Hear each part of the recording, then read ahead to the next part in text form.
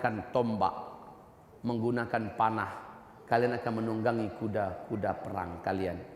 Kalian akan berjalan di atas kaki kalian.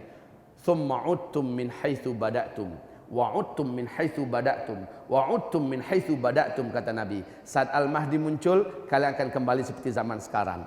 Semua teknologi sudah tidak ada. On demand. Gimana itu? Kok bisa? Kok bisa? Ustadz, bukankah kita sedang ada di puncak teknologi? Ada nuklir, ada pesawat-pesawat tempur yang tercanggih, ada ini, ada itu, ada kapal induk, ada ini, ada itu. Kaum muslimin, subhanallah, Allah telah mentakdirkan dan takdir yang telah Allah tetapkan pasti terjadi. Masih ingat dengan Albert Einstein enggak? Masih, Ibu? Pernah kenal dengan nama Albert Einstein? Bu? Ibu kenal dengan nama Albert Einstein enggak? Ibu kenalnya dengan kue ini, sambal ini, itu yang lebih banyak Ibu kenal. Pak, Albert Einstein adalah bapak fisika dunia, ahli kimia dunia. Saat beliau masih hidup, beliau didesak lebih oleh 2000 wartawan di bumi ini, mendesak beliau khususnya di negara maju, mempertanyakan kepada beliau bagaimana pandangan Tuan tentang perang dunia ketiga nanti. Masalahnya di negara besar sedang berlomba-lomba membangun senjata nuklir, senjata canggih untuk persiapan perang dunia ketiga. Beliau tidak mau menjawab. Tapi karena desakan begitu kuat, ingin melihat bagaimana pandangan beliau, jawabannya sangat spektakuler dan sangat fenomenal. Apa kata Albert Einstein? Beliau menjawab, kalian nanti perang tidak menggunakan senjata-senjata canggih yang kalian buat hari ini. Semuanya sudah tidak bisa dipakai. Kalian akan perang dengan senjata manual pada perang dunia ketiga. Waduh, kaget. Dunia jadi kaget. Kenapa? Terbongkarlah rahasia besar yang disembunyikan oleh NASA, Pak. Terbongkar akhirnya. Steve Jobs juga pernah menyatakan waktu dia masih hidup. Dengar nama Steve Jobs siapa? Termasuk orang terkaya dunia. Dan dia adalah penggagas atau pemilik iPad. Salah seorang intelektual dan saintis dunia, ahli dalam masalah teknologi digital. Steve Jobs mengatakan, kalau nanti saya sudah tidak ada, kalian tidak lama kemudian akan kembali ke zaman batu, katanya. Kembali ke zaman batu. Pasti akan terjadi kok, penuh matematika begini. Begini kaum muslimin. Allah menyebutkan petaka besar yang akan menimpa bumi ini, yaitu dalam surat At-Tur, surat Ad-Dukhan, surat Al-Muluk, surat Al-Hadid. Nanti uraiannya lebih rinci ada di sini nanti, zikir akhir zaman ya. Kaum muslimin, Nabi menyebutkan bumi ini akan mengalami hantaman meteor. Bumi ini akan mengalami hantaman meteor menjelang kiamat. Akibat meteor ini terjadi dukhan, kabut, asap dan debu yang sangat tebal dan sangat panas. Saking tebalnya bumi ini gelap gulita selama 40 hari 40 malam, kata Rasulullah. Hadis ini sahih seluruhnya. Dukhan ini perkara mutawatir. Kekuatan dalil dan riwayatnya sama dengan kekuatan ayat dalam Al-Quran. Ya, dukhan. Ibnu Abbas mengatakan, saya malam tadi tidak bisa tidur. Ini dengan sanad yang jayid dari Ibnu Jarir. Ibnu Abi Mulaikah, muridnya Ibnu Abbas berkata, saya berjumpa dengan guru saya. Dia berkata, saya malam tadi tidak dapat tidur, semalaman suntuk. Kenapa guru? Karena saya dengar dari sahabat-sahabat saya telah nampak meteor, berarti malam mereka telah menyaksikan adanya meteor melintas, diperkirakan jatuh ke bumi, dan berarti besok terjadi dukhan. Jadi hubungan antara meteor dengan dukhan diyakini oleh para sahabat, berarti mereka belajar ini dari Rasulullah. Nah kaum muslimin, ternyata Michel Penn, kenal dengan nama Michel Penn? Pakar astronomi dunia, Pak. Jadi rujukan pakar astronomi yang lainnya. Michel Penn mengatakan bahwa meteor ini di ruang angkasa kecepatannya 120.000 km per jam. Meteor yang besarnya garis diameternya 2 km saja, Kekuatan ledakannya sama dengan 1 juta kali lipat bom nuklir yang pernah meledak di Nagasaki dan Hiroshima. Ulangi kembali Pak, berapa kekuatan ledakannya? 1 juta kali lipat bom nuklir yang pernah jatuh di Nagasaki dan Hiroshima. 1 juta kali lipat Pak. Padahal bom nuklir yang jatuh di Nagasaki, Hiroshima itu mampu menghabisi 50.000 manusia. Padahal jatuhnya di lembah itu Pak, bukan di tepat di kota Nagasakinya. Tidak tepat di kota Hiroshimanya. Jatuhnya di lembah, tapi 50.000 manusia mati. Bangunan rata dengan tanah. Manusia menjadi karbon. Bagaimana kalau 1 juta kali lipat? Makanya kata Michel Penn, meteor ini kalau jatuh ke laut akan menimbulkan gelombang tsunami 230 meter. Sedangkan di Aceh saja 15 meter cuma. Hanya 10 menit lebih 200.000 orang yang meninggal dunia. Bagaimana dengan 230 meter? Banyak kota-kota besar dunia yang akan hilang. Banyak negara-negara yang akan kelelep.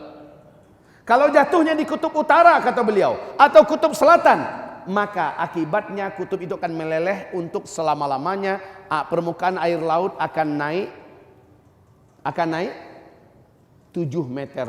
Maka Jakarta hilang. 20% pulau-pulau di Indonesia akan hilang dari atlas. New Zealand, Chicago, Florida, kota-kota besar dunia banyak yang hilang selama-lamanya kalau jatuhnya di kutub utara atau selatan. Tapi kalau jatuhnya ke daratan, dan ini yang persis dalam ayat, ini yang persis dalam hadis Nabi, kalau jatuhnya di daratan kata Nabi SAW akan menimbulkan ledakan yang teramat sangat dahsyat. Jarak 100 sampai 200 km semua kehidupan yang ada menjadi karbon, menguap langsung. Lalu hantamannya begitu dahsyat, partikel-partikelnya langsung membumbung ke udara. Gelombang kejutnya menimbulkan kekuatan 800 km per jam. Sehingga partikel-partikel yang begitu tebal tadi langsung segera membungkus bumi. Bumi ini gelap gulita. Menurut Michel Penn berbulan-bulan gelapnya. Menurut Nabi Muhammad SAW 40 hari 40 malam. Mana yang kira-kira yang lebih tepat? Michel Penn atau Nabi Muhammad? Ya, itu yang disebut dengan dukhan. Panas, sangat panas. Nabi mengatakan orang-orang kafir akan menghirup udara yang tidak pantas dihirup. Lalu menggelegaklah jantungnya, banyak yang mati. Yang hidup akan melepuh kulitnya, keluar asap dari lubang hidungnya, keluar asap dari mulutnya, berasap matanya, berasap lubang telinganya, dan keluar asap dari lubang duburnya. Betapa tersiksanya orang-orang kafir ketika itu. Tapi orang-orang Islam, orang beriman, kata Nabi SAW, mereka hanya seperti terkena flu dan demam akibat ketaatannya sebelum ini. Maka pantas Pak, di sini Nabi pesankan, di sini saya lupa tadi, alhamdulillah saya ingat sekarang. Di sini yang mana ini? Yang mana ini? Nabi mengatakan saat kamu menyaksikan di Syam sudah banyak terjadi fitnah, pembantaian, pembunuhan. Kamu wahai umatku yang hidup di mana-mana di bumi ini, badiru bil a'mali sholihah. Beramallah kamu, berlomba-lombalah memperbanyak amal-amal soleh. Ternyata salah satu rahasianya kebuka sekarang. Saat meteor jatuh, orang yang banyak amal solehnya kebal daripada bahaya dukhan itu. Makanya Nabi isyaratkan perbanyak amal soleh, perbanyak amal soleh, perbanyak amal soleh. Termasuk orang-orang yang selamat dengan munculnya Dajjal adalah orang yang iman dan amal solehnya sebelumnya sudah dipush sebanyak-banyaknya. Jadi Pak, minta maaf ya, kita hidup sekarang ini bukan lagi untuk memperbanyak uang Pak. Berlomba-lomba memperebutkan bangkai dunia yang akan hancur ini, bisa binasa semuanya. Tapi berlomba-lomba memperbanyak amal. Bu, berlomba-lomba memperbanyak, bukan memperbanyak uang, membengkakkan rekening. Bukan kaum muslimin. Bukan sibuk pergi pagi pulang malam. Bukan lagi untuk itu kaum muslimin yang kami muliakan. Tetapi memperbanyak amal. Apapun kerjaan Bapak, jangan ditinggalkan. Tapi sholat 5 waktunya prioritaskan ke masjid. Dimanapun berada, sholat 5 waktunya prioritaskan di masjid. Sholat qabliyahnya, sholat ba'diyahnya, rawatibnya, sholat sunat duhanya, tahajudnya. Pak, Rasul perintahkan badiru bil a'mal. Perbanyaklah oleh kamu melakukan amalan-amalan soleh. Fitanan, di masa-masa fitnah. Di hadis yang lain Nabi mengatakan wal fitan bisyam. Yang dimaksud dengan fitnah-fitnah itu adalah di Syam. Nah, saat fitnah di Syam membara, kamu yang ada di Indonesia, kamu yang ada di Afrika, kamu yang ada di Amerika, perbanyaklah amal soleh. Berlomba-lomba perbanyak amal soleh. Terus terang saja, ini zaman di mana orang paling banyak megang jet-jet, megang handphone. Suami istri mau tidur, suami megang handphone, istri megang handphone, sampai ngorok dengan handphone. Al-Quran sudah lama ditinggalkan. Sambil nunggu mobil, sambil nunggu trans, ya, mobil trans, atau di dalam mobil juga sambil bergelantungan handphone. Al-Quran sudah lama ditinggalkan. Padahal Al-Quran termasuk penjaga yang paling sempurna ketika hari huru hara. Dari sekarang, Pak. Dari sekarang kamu hamba Allah yang kami muliakan, berubahlah lagi. Lakukanlah banyak amal soleh. Stop daripada melakukan amal-amal salah kaum muslimin. Kita tak lama lagi, tidak lama lagi. Wallahi, demi Allah tidak lama lagi. Maka bukan saatnya sekarang untuk masih tamak dengan dunia. Tapi bukan berarti kita boleh meninggalkan urusan dunia. Ini juga perlu saya ingatkan kepada Bapak Ibu. Baik kaum muslimin, setelah ini terjadi, dilanjutkan oleh Michel Penn. Michel Penn melanjutkan bahwa ketika meteor ini menghantam bumi, meteor itu mengandung siderite. Apa yang disebut dengan siderite? Kandungan zat besi, Pak, yang padat. Saat dia menghantam atmosfer bumi kita, terjadi dentuman yang sangat besar, seluruh bumi bisa mendengarkan. Dentuman ini dan pergesekannya yang radikal dan keras untuk menembus atmosfer kita, menyebabkan dia terbakar bagian luarnya. Serpihan-serpihan kecilnya inilah yang akan menjadi hujan meteor kecil-kecil itu. Kayak di film 2012, kayak di film Deep Impact dan sebagainya, seperti di film Armageddon. Baik kaum muslimin, ini sebuah ilustrasi yang benar-benar sesuai dengan ayat dan hadis kaum muslimin. Kemudian kata beliau, siderite tadi, kandungan zat besi yang ada pada meteor ini akan menimbulkan medan magnet yang sangat kuat. Akibatnya semua besi-besi yang ada di bumi, semua benda-benda logam yang ada di bumi terinduksi. Lalu mesin mobil kita dari besi enggak? Satu komponen dengan komponen yang lain sudah terinduksi dan saling lengket, Pak. Di starter mobil udah nggak bisa jalan. Begitu juga helikopter, pesawat, kapal-kapal, pabrik-pabrik, industri-industri, betul-betul macet semuanya. Cet macet. Bukan macetnya sementara, forever. Inilah dia kenapa teknologi itu berhenti total. Karena adanya hantaman meteor yang di dalam meteor itu mengandung siderite. Siderite ini menimbulkan medan magnet. Saat dia bergesekan dengan atmosfer, semua benda-benda logam dan besi yang ada di bumi akan terinduksi, berhenti. Sebagaimana siderite ini juga menimbulkan gelombang elektromagnetika yang sangat tinggi dengan tegangan yang sangat tinggi. Akibatnya semua sinyal-sinyal di bumi akan terhenti secara spontan. Semua satelit juga mandul dan semua listrik akan terhenti secara total. Kita kembali kepada zaman kegelapan. Kaum muslimin yang kami muliakan, dan NASA Amerika mengumumkan bumi kita pada saat ini sedang berada di tengah-tengah arus sungai meteor. Allahu Akbar. Bumi kita saat ini sedang berada di tengah-tengah arus sungai meteor. Ketahuilah kaum muslimin, apa yang terjadi di ruang angkasa? Ini seperti ini. Di ruang angkasa, ini seperti ini meteor, ratusan juta jumlahnya. Sudah diperingatkan oleh Amerika Serikat, NASA Amerika Serikat 2012, bahwa bumi kita pada tahun 2013 akan memasuki arus sungai meteor. Diperkirakan 2013 sampai 2016 baru lepas dari arus sungai meteor ini, akan ada hantaman 1.300 meteor menurut NASA. Ternyata benar, Pak. Pada tanggal 15 Februari 2013, meteor pertama masuk menembus atmosfer bumi kita dan jatuh di Siberia, Rusia. Masih ingat nggak? Ini meteor pertama. 1.200 korban. 30.000 gedung-gedung yang ada kacanya hancur. Ya, meteor ini beratnya 70.000 ton.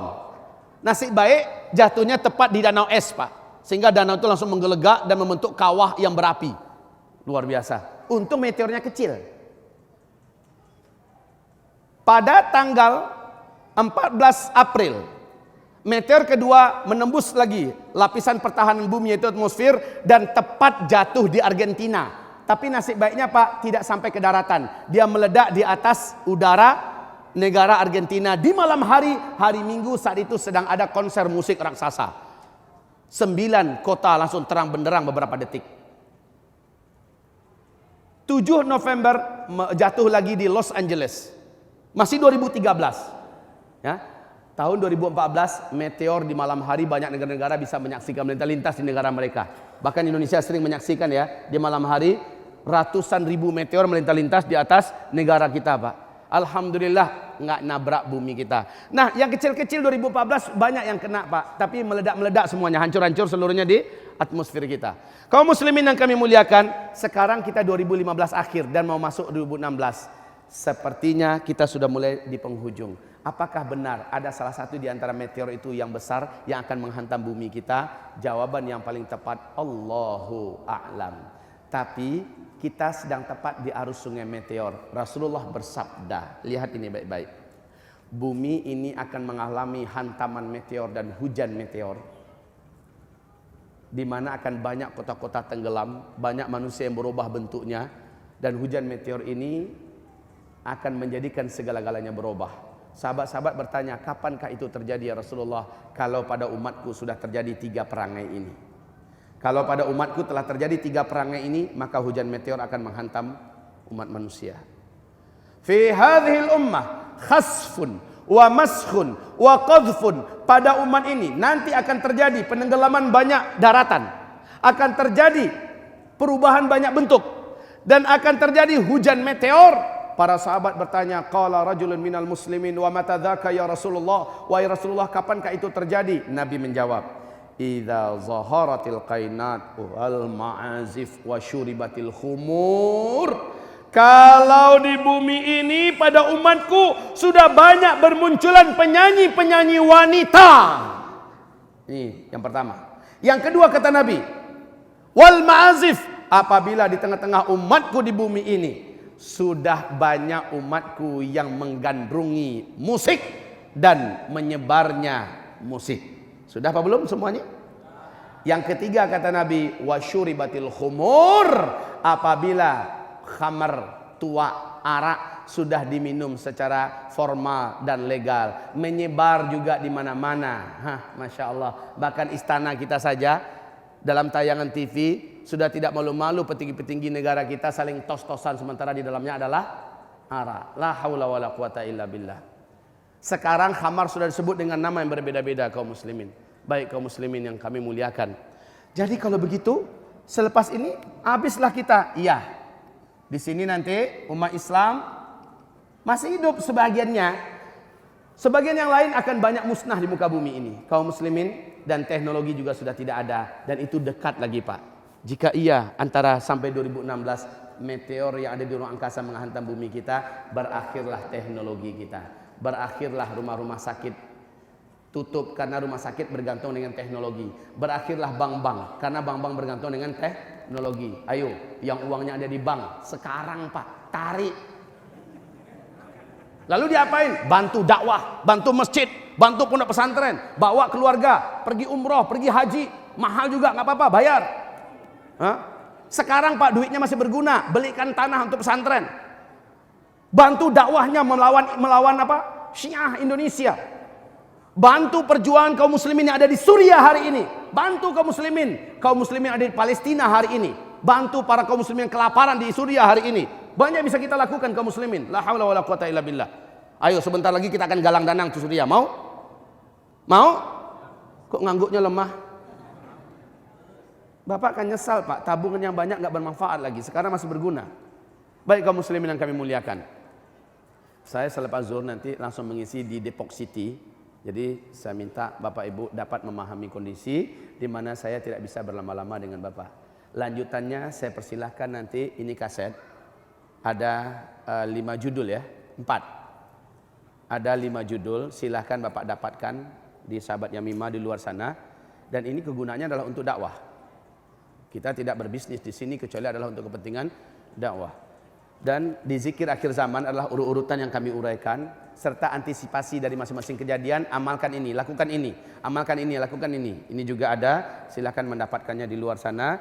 Sementara peperangan, bencana, akhir zaman ini lebih luas pembahasannya, lebih ilmiah. Ya, silakan Bapak Ibu yang kami muliakan. Kita kembali sedikit. Berarti sekarang apa yang harus kami buat Pak Ustadz? Ada urutannya. Insya Allah urutan ini Bapak bisa ikuti ceramah-ceramah saya di YouTube ke depan. Ya, saya mempunyai tanggung jawab kepada umat ini menjelaskan. Bahkan saya sebutkan urutan kitabnya juga apa, rujukannya mana, supaya Bapak Ibu, oh anak remaja harus lakukan ini. Oh ibu-ibu, karena dia yang paling banyak murtad ketika Dajjal keluar, dari sekarang harus lakukan ini. Saya akan sampaikan itu Ibu. Ya. Kemudian bagaimana para suami, laki-laki yang masih muda-muda, ketika Al-Mahdi muncul, kami harus buat apa? Saya akan sampaikan ini di YouTube nanti insya Allah Ta'ala. Alhamdulillah sahabat Yamimah sudah melengkapi perlengkapan mereka, dan saya selama ini berdampingan dengan sahabat Yamimah, dan ke depan saya ke daerah-daerah sudah membawa peralatan sendiri, dan itu akan merekam saya di mana saya ada kesempatan langsung direkam kembali, dan itu di-shootkan di-sharekan di YouTube. Oleh karena itu ikuti kajian khusus kami nanti di MUS TV insyaallah taala, Madrasah Mulazamah Ulum Syariah TV, dan ini hanya khusus ceramah-ceramah akhir zaman saja, di mana saya langsung yang akan, inilah tanggung jawab saya kepada umat. Sementara dakwah kita, amalan sosial kita dan lain-lainnya, sahabat Yamimah akan tangani dari Jakarta. Baik kaum muslimin yang kami muliakan, saya punya pondok pesantren di Payakumbuh. Namanya Madrasah Mulazamah Ulum Syariah MMUS. Inilah pondok pesantren satu-satunya tipe mulazamah di Indonesia, Pak. Belum ada yang lain. Tipe mulazamah yang diterima adalah tamatan SD. Syaratnya sudah bersih baca Quran. Dan anak ini kita gembleng dalam jangka 7 tahun ditargetkan menjadi ulama-ulama kaliber dunia dengan izin Allah Subhanahu wa taala. Baik kaum muslimin, demikian saja dari saya. Semoga bermanfaat. Penyampaian saya ini bukan menyebabkan Bapak Ibu lemah semangat hidupnya setelah ini. Tahu-tahu pulang udah lemah aja lututnya. Udah jatuh bahunya macam ini jalan. Bang, kenapa bang? Udah mau kiamat deh. Jangan kayak gitu Pak. Ya. Juga kepada anaknya yang sudah mau menikah, jangan katakan, buat apa kamu menikah, udah mau kiamat. Juga itu salah, ya. Maka saran saya kepada Bapak Ibu, justru dengan mendengarkan uraian ini, semakin membara semangat hidup Bapak. Buat apa? Waktu yang masih tersedia, inilah waktu yang paling tepat memperbanyak tabungan amal soleh saya. Membela kepada Islam sehabis-habis pembelaan. Berjuang untuk Islam sehabis-habis perjuangan. Dunia yang ada di tangan kita sekarang, jangan dibuang. Tapi jadikan untuk sarana mendekatkan diri kepada Allah. Bantu agama Allah ini sekuat-kuatnya, sebisa-bisanya. Dan rekatkan hubungan hati dan persaudaraan sama ahlus sunnah wal jamaah. Jangan mau pecah belah dan dihasut. Udah dekat Pak waktu kita. Jangan mau dipecah belah dan dihasut. Wahai umat Islam, bersatulah, bersatulah. Kita akan memasuki zaman yang paling berat, di mana tidak ada gunanya perpecahan pada saat itu. Makin kita bersatu, makin kita kuat, insyaallah ta'ala. Demikian dari saya, semoga hidup kita setelah ini lebih jujur, lebih amanah, lebih istiqomah, lebih bersemangat untuk beramal soleh, dan jangan abaikan dunia. Kata Nabi, kalaupun besok kiamat pasti terjadi. Hari ini masih ada satu butir kurma di tangan kamu, tanam hari ini. Padahal kurma baru dimanfaatkan 5 tahun ke depan kan. Itu menandakan apa? Nabi tak suka kalau umatnya mendengarkan kiamat lalu hilang semangatnya. Justru yang terjadi adalah semangat terus, ngejos terus. Mari Bu, kita istighfar kepada Allah Pak. Astagfirullah. Astaghfirullah, astaghfirullah. Subhanakallahumma wa bihamdika asyhadu an la ilaha illa anta astaghfiruka wa atubu ilaik. Wabillahi taufiq wal hidayah. Wassalamu alaikum warahmatullahi wabarakatuh.